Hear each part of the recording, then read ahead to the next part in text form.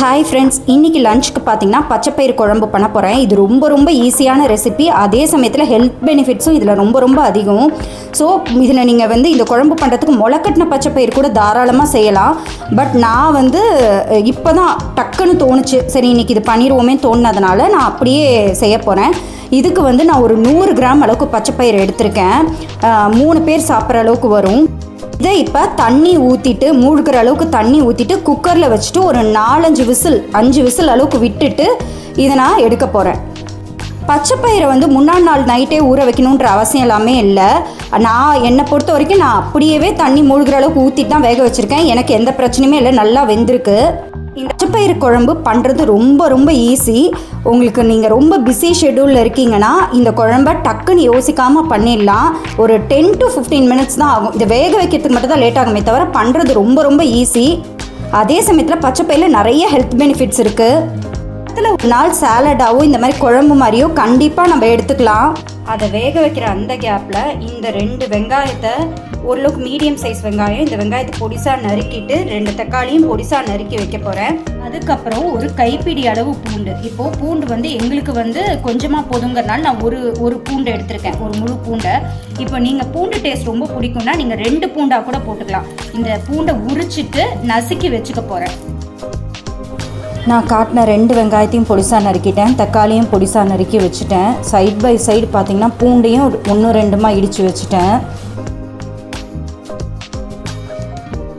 அடுப்பை பற்ற வச்சு வானல் போட்டேன். 1 ஸ்பூன் எண்ணெய் ஊற்றிருக்கேன். இது கொஞ்சம் சூடானதுக்கப்புறம் கடுகு போட்டு தாளிப்போம்.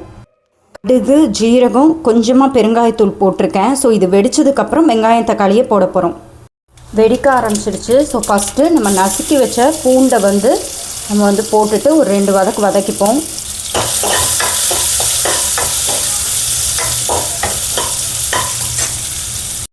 வதங்கிடுச்சு. இப்போ நம்ம வெங்காயம் தக்காளியை போட்டுப்போம். நறுக்கி வச்ச வெங்காயம் தக்காளியை போட்டு வதக்கிப்போம். 2 நிமிஷம் வதக்கிட்டேன். இந்த வெங்காயம் தக்காளி வேகிறதுக்காக ஒரு டம்ளர் தண்ணியை ஊற்றிப்போம். தண்ணி ஊற்றினதுக்கப்புறம் இப்போ 1 ஸ்பூன் மஞ்சத்தூள் போட்டுக்கிறேன்.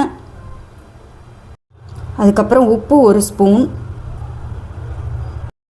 இப்போ 2 ஸ்பூன் மிளகு ஜீரகம். காரத்துக்கு இது மட்டும்தான், நம்ம சாம்பார் பொடி அதெல்லாம் எதுவுமே போட போகிறதில்ல. ஸோ காரத்துக்கு இது மட்டும்தான். ஸோ 2 ஸ்பூன் நான் மிளகு ஜீரகத்தூள் போடுறேன். குக்கரில் 5 விசில் விட்டு வேக வச்சு எடுத்த பாசிப்பயிறு தோருக்கு. இது இந்த தண்ணி கொதிச்ச உடனே இந்த பாசிப்பயிரை தூக்கி நம்ம கொட்ட வேண்டியதான். நீங்கள் முளைக்கட்டின பாசிப்பயிறு கூட யூஸ் பண்ணலாம், அது ரொம்ப உடம்புக்கு நல்லது. நான் சாதா பாசிப்பயிறு தான் இதில் யூஸ் பண்ணியிருக்கேன். நம்ம ஊற்றின தண்ணி நல்லா குறைஞ்சிருச்சு. ஸோ இந்த டைமில் நம்ம வேக வச்ச பாசிப்பயிரை இதில் கொட்டிப்போம். இது உங்களுக்கு கெட்டியாக வேணுன்னா பாசிப்பயிறு போடும்போது நீங்கள் எதுவுமே சேர்க்க வேண்டாம். பட் எங்களுக்கு கொஞ்சம் கெட்டியாக வேணால் கொஞ்சம் தண்ணியாக இருக்கட்டும்ன்றதுனால நான் ஒரு 1/2 டம்ளர் மட்டும் தண்ணி ஊற்றிருக்கேன். ஸோ உங்களுக்கு எப்படி வேணுமோ அப்படி நீங்கள் தண்ணி ஊற்றணுமா வேணாமா நீங்கள் முடிவு பண்ணிக்கலாம். அவ்வளோதான். இது ஒரு 2 நிமிஷம் கொதிச்சதுனாலே குழம்பு முடிஞ்சிருச்சு. ஸோ இந்த டைமில் நம்ம கொஞ்சம் கொத்தமல்லியை தூவி விட்டுக்கலாம். இது இன்னும் 2 நிமிஷம் கொதிச்சிருச்சுன்னா முடிஞ்சிருச்சு. ரொம்ப ஈஸியான அதே சமயத்தில் ஹெல்த்தியான பச்சைப்பயிறு குழம்பு ரெடி. ஸோ 5 நிமிஷம் கொதிச்சிருச்சு. இப்போ நான் அடுப்பை ஆஃப் பண்ண போகிறேன். அவ்வளோதாங்க, பாசிப்பயிறு குழம்பு ரெடி. இதை பிசைஞ்சு சாப்பிடலாம். இட்லி தோசைக்கு தொட்டுக்கையாகவும் பயன்படுத்தலாம். ஓகே ஃப்ரெண்ட்ஸ், இன்னொரு அழகான வீடியோடு உங்களை நான் மீட் பண்ணுறேன். அது வரைக்கும் பாய்.